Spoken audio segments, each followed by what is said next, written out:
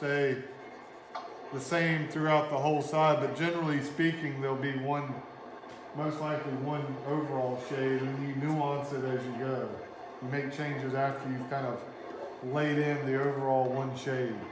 So right now what I'm doing is I'm laying in the overall one shade for that one side, and then I can start to darken or lighten that based on the nuances that are taking place because of all the stuff that's around it. It creates shadows and all that kind of stuff.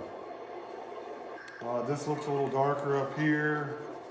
So I'm just cross-hatching in many different directions at this point. Vertical up against a diagonal. You don't want to use the side of the pencil. You want to try to stick more with the tip.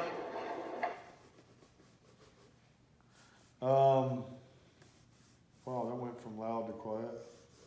Somebody had their mic on. That's why I was talking so loud. Anyway, so right now I'm just trying to get a feel, and also not only the actual boxes themselves, but the cast shadows that the boxes create. And they're usually in geometry too. Sorry. I'm trying to talk a lot. I need to go get some water. You've got cast shadows here, and those create geometry within, you know, there's a lot of geometry going on within those of different shades of gray. If you really look closely, there's one way over here that's really light, and it overlaps one that's a little darker. Can you guys see back here? Sorry.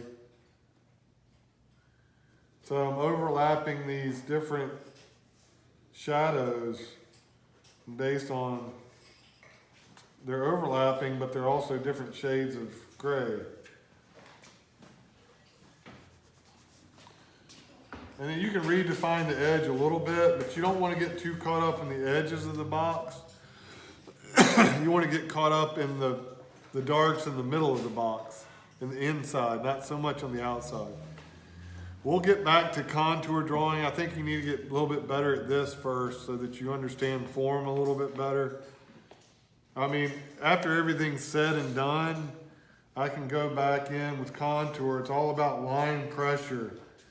How much line, and it's also has to do with how, like whenever you come to a corner, remember we talked about this, come to a corner and you darken that and you taper that line off just by the pressure. So when you think about contour drawing, you're thinking about line pressure, how much you push down and how much you ease off to change the thickness of the line. Whereas gesture drawing is much more about a loose, very quick response to what you're seeing. I draw things as if they're made through, to draw the entire shape every time. I just draw everything as if it's made of glass or see-through, so that I'm really getting a sense of how that whole shape comes together. Not so much because I'm trying to make a, photographic moment. I'm trying to understand the shape. So this is what how are you doing over there? And then we have some cast shadows. You can even start to put in the surrounding environment a little bit. I know that's a little crazy, but I mean, I'll go so far as to putting in the tables. I mean, why not? I mean, I could put this one. The thing that you're going to learn about drawing is you're always trying to stay at the same eye level. You're always trying to stay at the same eye level every time you work on a drawing. And you look at where one thing lines up with something else always. So I'm looking at the tables behind the setup, and I can start to put those in based on where the height of that box is. This comes out right beside it. And then we have to worry about foreshortening. I'm going to be, I posted, does anybody have any questions about this is what I want you to do for your homework, or the assignment that I have online. They're going to be doing it in class as well, because we need to do it many times to get better at it. But you'll be responsible for setting up your own set of boxes. I said 5 or 6. Eventually, after you've done the kind of the gesture part of this, then you want to put an overhead light source from one direction cascading down so that you can, and then turn the rest of the lights out in the room just light enough so that you can see the setup. And then I want you to deal with the cast shadows that relate to just the setup itself, okay? Are we good with that? So what assignment is this? Is that the perspective one? No, that's, Is that that's one after that where we work full page, just like I showed you. so I just showed. like, where is it? I guess that's my question. Where is okay, I just saw it. Yeah, it's on there. It's been Okay. just posted. So it's got the directions I wanted to show you, and also I'm gonna post this video that Victoria is doing of the same thing that you're watching right now. And then she keeps scrolling. Scan back to the setup one more time. You want to have a setup similar to what's going to be. I just had a heck of a time getting these posted onto YouTube and then copy and paste. But now that I got it figured out, we're good to go. So periodically, you're going to get. We're going to do Zoom meetings at the beginning of class every time for a while. And since we're in the classroom, that seems like the most perfect place to do it. And then I'm also going to post these YouTube videos periodically so that you'll have a heads up as to what we need to be doing in class. Okay?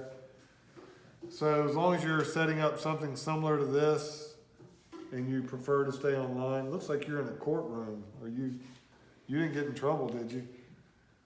Yeah, it's my virtual background. Got to keep Wow. Okay. I was expecting the judge to come out any minute.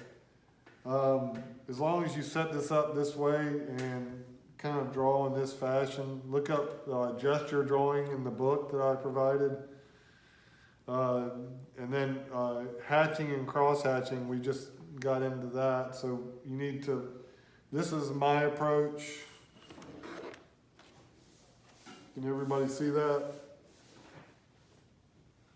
I mean, it's a very fast, and then we just start to really notice the different, based on the amount of pressure we're doing with hatching, we can kind of change up each side based on the cast shadows that are happening. But you don't want to start all of this very lightly in the beginning. Very light gestures. So you do the gesture so that you can make changes as you go without erasing too much. And try to do it on the white 18 by 24 paper that I asked you to get with a pencil. I'm using an ebony pencil. I love these because they have a real broad range from light to dark. I highly suggest you getting Prismacolor ebony pencils or just ebony pencil. We have these in class. You guys have any other questions? Yeah, go ahead, I'm sorry. When are like the drawings due? I'm gonna post that soon, here very soon. I just wanted everybody to be on the same page. I left that a little bit open until everybody's kind of, now that we're gonna do Zoom meetings at the beginning of class and do the YouTube thing, I think everybody will, because this is a learning curve for me as well. I'm not that tech savvy. I usually do things old school like I'm showing you. So now that I'm doing both, I think everybody will be on the same page, and I will determine a due date for everything. I'll just re-edit it. Yeah, it shouldn't be like a week or so. Probably for this, shouldn't take you more than a week, I would hope. I did it in 10 minutes, so if it takes you a week, then that's good, I guess. Are we good? Is that